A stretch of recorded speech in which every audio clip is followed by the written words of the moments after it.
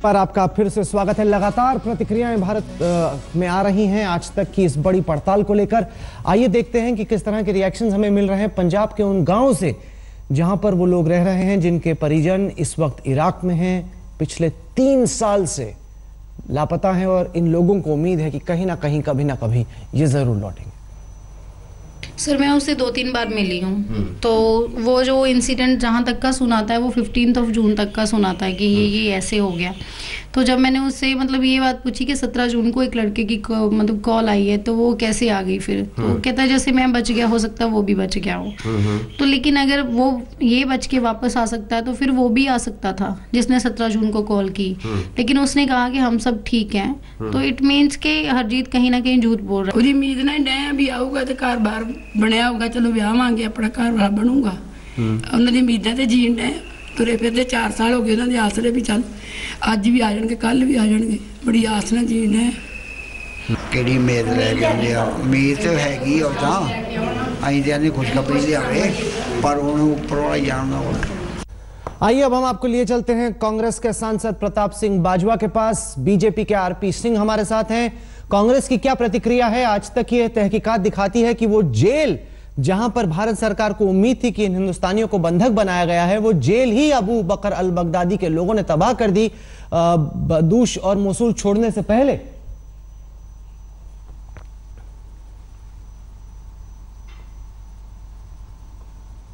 Hello Bajwa साहब, आवाज आ रही है आपको मेरी? हेलो हाँ जी हाँ जी हाँ जी हाँ बताएं जी। मैं कह रहा हूं कि कांग्रेस पार्टी की क्या प्रतिक्रिया है? आज तक की ये तहकीकात दिखाती है कि वो जेल तबाह कर दिया गया अबू बकर अल बगदादी के लोगों ने बदूश छोड़ने से पहले।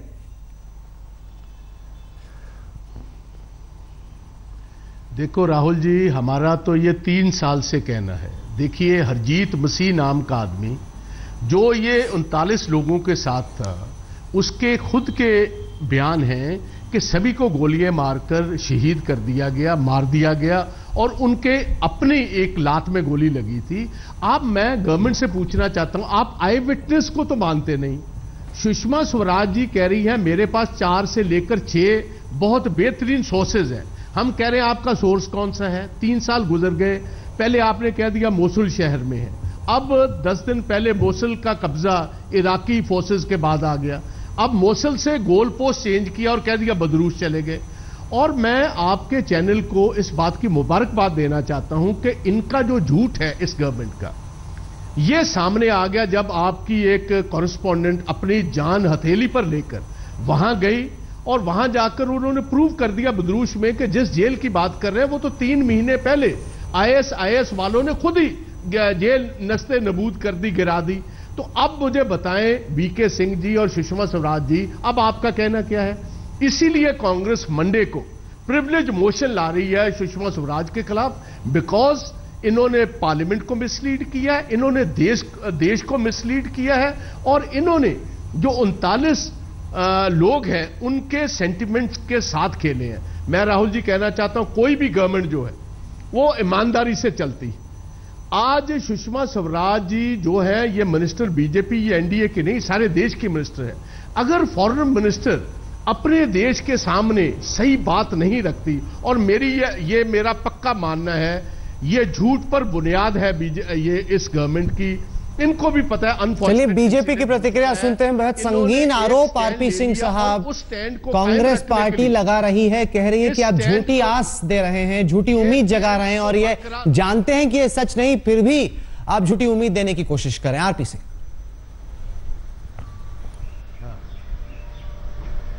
मैं चाहूंगा बाजवा साहब के पास कोई अन्यथा सच हो तो बता दें। वो मैं अभी जिन हरजीत मसीह की बात पे कह रहे हैं कि हरजीत मसीह ने कहा, उनकी बात को मानकर सरकार कह दे कि वो 39 लोग शहीद हो गए, मैं माफी चाहता हूं। अभी आपके चैनल ने, अभी आपके बाजवा साहब सुन लीजिए सर, आप बोले अच्छी बात नहीं है, मेरी एटलीस्ट बात, मेरे प्रतिवेदन सुन लीजिए। उसी हरजीत मसीह के बारे में अभी आपके वो जो 39 लोग हैं उन्हीं के परिवार के लोग कह रहे थे कि 15 जून को वो कह रहे हैं कि सब मर गए, वहां पर सब शहीद हो गए, और 17 जून को उनको एक कॉल आती है जिसमें उससे जो कॉलर कहते हैं हम सब सेफ हैं। तो किसकी बात पे मानेंगे? हमको मानना पड़ेगा इराकी अथॉरिटीज की बात पे। आपके जो कॉरेस्पॉन्डेंट ने वहाँ काम किया, अच्छा किया, परंतु वो फिर भी हमको वेरीफाई करना पड़ेगा इराकी अथॉरिटी से, क्योंकि बदूस कोई एक गांव नहीं है, एक पूरा रीजन है। और उस रीजन में आपके वो अभी ये जानकारी आ रही है कि 3 महीने पहले बगदादी ने वहाँ जेल पूरा उड़ा दिया। अब वो अगर 3 महीने पहले वहाँ का जेल पूरा तबाह कर दिया, नस्तबुन कर दिया, तो वहाँ के जो प्रिजनर्स थे वो कहाँ के, इसकी जानकारी पुख्ता करनी पड़ेगी।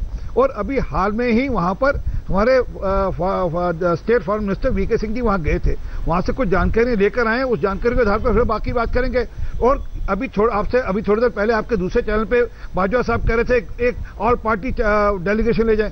जी सर, राहुल गांधी साहब तो वैसे ही बड़े लोगों को मिलते रहते हैं, वो जाए ना, ले जाएं वहाँ पे कोई ऑल पार्टी अपना डेलीगेशन, अपनी तरफ कौन रोक रहा है। परंतु एक जानकारी तो 24 जुलाई को वहाँ के फॉरेन मिनिस्टर आ रहे हैं, उनसे और बातचीत होकर और बातें पुख्ता हो जाएंगी, जानकारियां मिल जाएंगी। ये हल्की बात नहीं है, राहुल गांधी इराक जाए ना जाए ये बेतुकी बात है।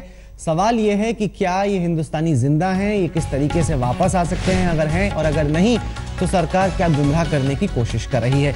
इस बीच कांग्रेस पार्टी बेहद नाराज है, वो कह रही है कि सरकार जानबूझकर देश को गुमराह कर रही है और सरकार के खिलाफ एक प्रस्ताव लेके आ रही है कांग्रेस पार्टी सोमवार को। ऐसा कांग्रेस के वरिष्ठ नेता कपिल सिब्बल ने बताया है। आप देख रहे हैं आज तक का विशेष, मैं हूं राहुल कंवल और आज तक निकला है मोसूल इराक में 39 भारतीयों को ढूंढने के लिए जो कि पिछले 3 साल से लापता हैं। सरकार का भरोसा पक्का है कि मोसूल से अगवा हुए भारतीय सुरक्षित हैं। अगवा भारतीयों के परिजनों को भी उम्मीद है कि उनके अपने आज नहीं तो कल जरूर लौटेंगे। लौट आने की तमाम उम्मीदों पर उस शख्स का बयान पानी फेरता है जो आईसिस आतंकियों के चंगुल से बचकर भारत लौटा। उसका दावा है कि उसने अपनी आंखों के सामने आईसिस को इन लोगों को मारते देखा।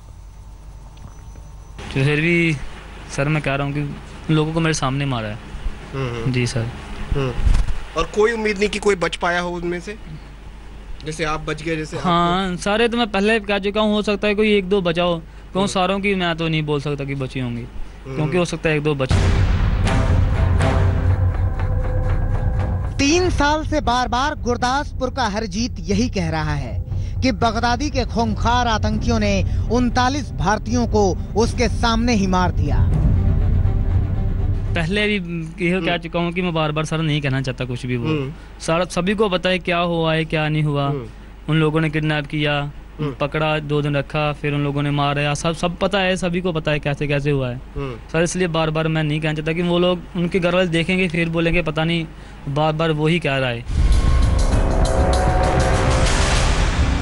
हरजीत वही शख्स है जो उस रोज बदूश में था। दरअसल मोसुल से आतंकियों ने 80 लोगों का अपहरण किया था। 40 भारत के थे और 40 बांग्लादेशी। सबको बगदादी के आतंकी बदूश लेकर गए। यही आतंकियों ने बांग्लादेशियों को तो छोड़ दिया मगर 39 हिंदुस्तानियों को मार दिया। तो सवाल ये है कि जब 39 हिंदुस्तानियों को आतंकियों ने मार दिया तो फिर हरजीत को क्यों छोड़ दिया? वो लोगों ने हमको मार दिया सभी को। उसने भी नाम लिया, उसको मार दिया। मैं बोला सभी को मार दिया है। बोला इसकर वहाँ बांग्लादेशी बैठे हैं अंदर, उधर जाके बैठ जा तुम, उनको मत बताइयो कि मतलब कि उन लोगों को मार दिया है। मैं बोला ठीक है। बोला सुबह मैं जा रहा हूँ एयरबेल, तुझे भी साथ में ले जाऊंगा तो छोड़ दूंगा उधर बॉर्डर पे। मोसुल से भागकर हिंदुस्तान आए हरजीत ने सबको ये बात बताई मगर किसी ने हरजीत की बात का भरोसा नहीं किया। सर मैं पहले भी उन लोगों ने नहीं विश्वास किया, अभी नहीं कर रहे सब। मुझे पता नहीं सर क्या चल रहा है क्या नहीं सर। मैं तो उधर वैसे ही अपने घर का गुजारा कर रहा हूँ। मुझे सर कुछ पता नहीं तो लड़ाई लगी है नहीं लगी।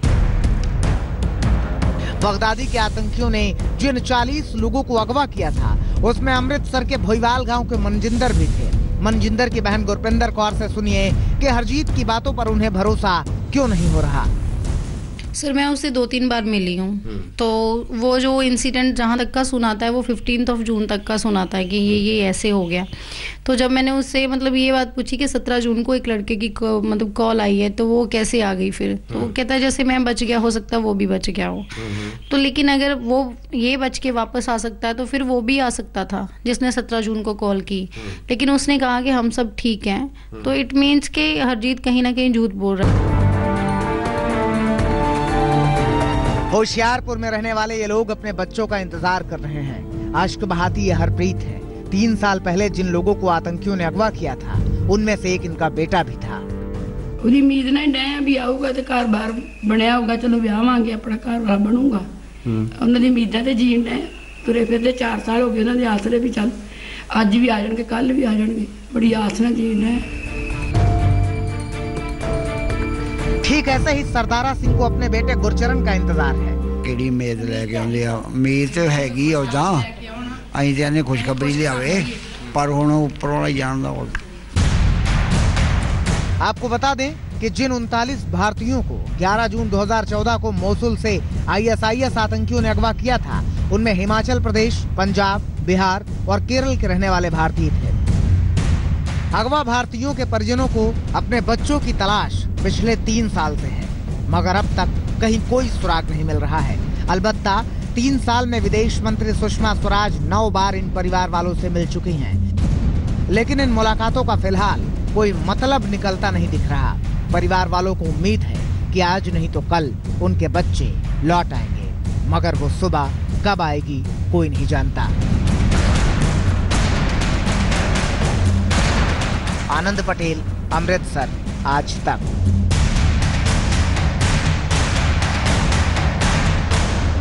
मिल रही हैं और आरपी सिंह साहब, एक बड़ा सवाल जो बार बार जनता सरकार से पूछ रही है वो ये कि अगर आज तक की टीम बदूश तक पहुंच सकती है, मोसूल तक पहुंच सकती है, जान हथेली पर रखते हो उस जगह तक पहुंच सकती है जहां पर ये जेल था, तो वो जानना चाह रहे हैं कि इतना बड़ा तंत्र हमारा है, इतनी बड़ी सरकार हमारी है, आप लोग अब तक वहां पर क्यों नहीं पहुंच पाए?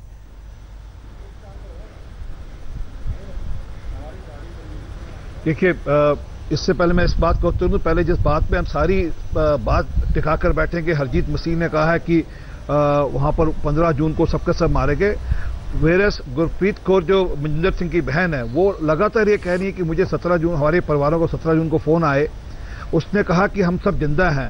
अब किसके वर्जन पे जाना, क्योंकि मुझसे पहले जब बाजवा साहब यहाँ पे थे आपकी इस डिबेट में, वो लगातार हरजीत मसीह की बात को कह रहे थे कि सरकार मानने को तैयार नहीं है। देखिए, ऐसे केसेस में हमेशा होप बनी रहती है और जब तक वो पुख्ता जानकारी जब तक नहीं हो। जहां तक आपका दूसरे प्रश्न की बात है, आपने खुद कहा कि अभी हाल में वीके सिंह जी वहां गए थे। एक सरकार की अपनी एक मर्यादाएं होती हैं, एक बंदिशें होती हैं, उसके अनुसार वो जितना काम कर सकते हैं और वीके सिंह जी तो उनमें से हैं जो कि यमन के अंदर खुद जाकर लोगों को निकाल कर लाए थे। वो अपनी तरफ से पूरी चेष्टा कर रहे हैं, कुछ बंदिशें हैं, कुछ कारण नहीं होंगे, परंतु हाल में होकर आए उसकी जानकारियां प्राप्त कर आए और अभी 24 तारीख को वहां के फॉरेन मिनिस्टर यहाँ आएंगे और जानकारियां पुख्ती को जो आपने रिपोर्ट दी उसकी और जानकारियां सरकार पुख्ता करेंगे। इस बीच में मैं जानना चाहता हूं कि सरकार क्या कह रही है, विदेश मंत्रालय क्या सोच रहा है। आशा है गीता मोहन हमारे साथ हैं, हमारे लिए मिनिस्ट्री ऑफ एक्सटर्नल अफेयर्स पे नजर रखती हैं, तमाम अधिकारियों से आपकी बातचीत हो रही है, सबकी हमारी इस रिपोर्ट पे नजर तो है, लेकिन आधिकारिक बयान कब आएगा, सरकार के भीतर सोच क्या है गीता?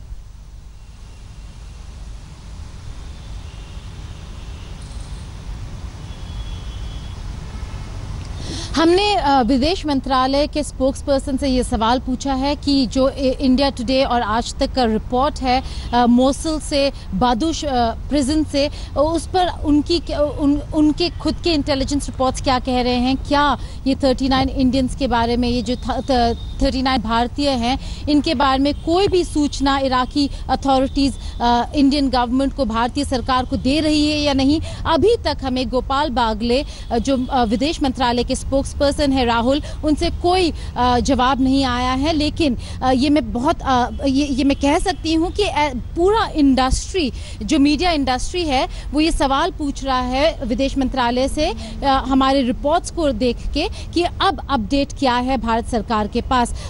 कुछ ही दिनों पहले विदेश मंत्री ने खुद कहा था कि बदूश के प्रिजन में ये भारतीय बंदिश बना के रखे गए हैं, लेकिन जो कि हमारा रिपोर्ट ये कह रहा है राहुल कि वो बदूश में प्रिजन है ही नहीं और उम्मीद नहीं छोड़ी जा सकती है। ये तो मानना पड़ेगा क्योंकि इराकी अथॉरिटीज ने अभी तक कंफर्म नहीं किया है, ये पुष्टि नहीं की है कि ये जो 39 इंडियंस है वो मारे गए हैं। इस वजह से अभी भारतीय सरकार उम्मीद नहीं छोड़ेगी और उम्मीद बनाए रखते हुए राहुल विदेश मंत्रालय जरूर कोई स्टेटमेंट देगी जिसमें ये बताएंगे वो कि इराकी अथॉरिटीज अब क्या कह रहे हैं। एक बेहद वरिष्ठ अधिकारी से मेरी बातचीत हो रही थी, उनका कहना है कि हमारे पास कोई सबूत नहीं है कि वो हिंदुस्तानी जिंदा हैं, लेकिन ये भी सबूत नहीं कि वो मर चुके हैं। ऐसे में उम्मीद को कायम रखना चाहिए। लेकिन एक बात साफ है कि आज तक ठीक उस जगह पर पहुंच चुका है जहां पर सरकार को उम्मीद थी कि हिंदुस्तानी बंधक बनाए गए हैं,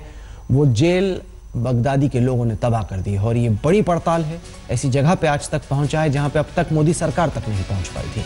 वक्त हो गया एक छोटे से ब्रेक का, खबरों का सिलसिला जारी रहेगा, देखते रहिए आज तक में आपका एक बार फिर से स्वागत है। मोसूल, इरबिल और बदूश की पड़ताल में हमें 2014 में गुमशुदा भारतीयों की कोई खबर तो नहीं मिली, मगर इराक दौरे से राज्य मंत्री वीके सिंह के लौटते ही विदेश मंत्री सुषमा स्वराज ने आशा की किरण दिखाई थी कि भारतीय बदूश की जेल में बंद हो सकते हैं। सवाल ये कि विदेश मंत्री के ऐसे बयान देने का आधार आखिरकार था क्या?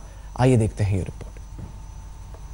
उनको बदूश जेल में भेज दिया गया है, लेकिन बदूश जेल में जाने के बाद कोई संपर्क उनकी इंटेलिजेंस एजेंसीज का नहीं है। इसलिए जब बदूश की लड़ाई समाप्त होगी और वहाँ क्लियरिंग पूरी हो जाएगी, उसके बाद ही हमें पता लग सकेगा कि उनकी आज क्या स्थिति है, वो कहाँ है और किस हालत में है। सवाल ये है कि विदेश मंत्री सुषमा स्वराज को ये जानकारी कहाँ से मिली?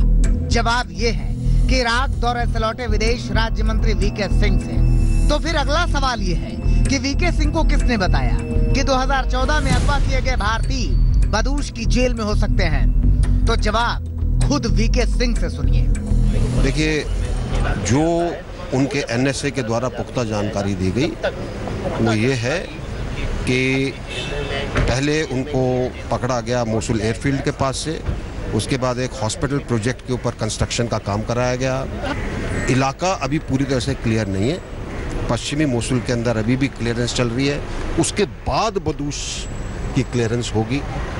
जब तक इलाका पूरी तरह से कंट्रोल में नहीं आ जाता तब तक ये कहना मुश्किल है जेल में है नहीं है, जेल से और कहीं भेज दिया गया है, ये भी क्वेश्चन मार्क है। वीके सिंह के इस बयान के बाद हमने 39 भारतीयों के गायब होने की पड़ताल तेज की। हम सीधे भारत में इराक के राजदूत फाखरी अल इस्सा से मिले।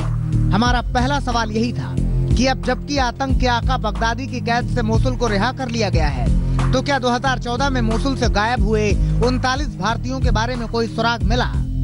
Well, so far, actually, we don't have any confirmed information whether whereabout or what happened to them. Bharat में इराक के राजदूत को मोसुल से गायब भारतीयों के बारे में कोई जानकारी नहीं है। हमने अगला सवाल किया कि विदेश मंत्रालय कह रहा है कि वो ISIS की किसी जेल में हो सकते हैं। इराकी राजदूत ने कहा ऐसा संभव है। I am sure that they have the prison.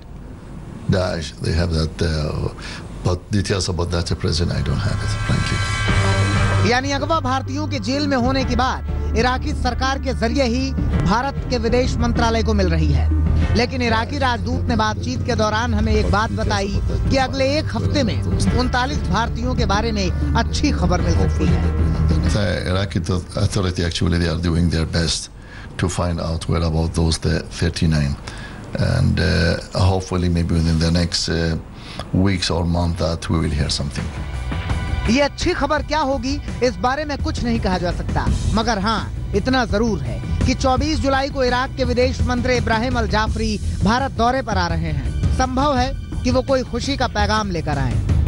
24 तारीख को इराक के विदेश मंत्री भारत आ रहे हैं। इस बीच में अगर कोई भी नई जानकारी होगी तो वो स्वयं लेकर आएंगे, और अगर उससे पहले कोई और जानकारी ऐसी मिल जाती है तो जनरल साहब को हम दोबारा भेज देंगे। जनरल साहब दोबारा चले जाएंगे, वरना 24 को इराक के विदेश मंत्री जी यहाँ आकर के हमें लेटेस्ट जानकारी देंगे। आपको बता दें कि इराक से अबू बकर अल बगदादी की आतंकी सेना का खात्मा बहुत तेजी से चल रहा है। बगदादी के कब्जे वाले कई इलाकों को आतंकियों से मुक्त करा लिया गया है। उन्हीं में से इरबिल और मोसुल है। मोसुल बगदादी का गढ़ माना जाता रहा है। कहा जाता रहा है कि बगदादी यहाँ सबसे ज्यादा मजबूत था, क्योंकि पूरे मोसुल में बगदादी की हुकूमत चलती थी।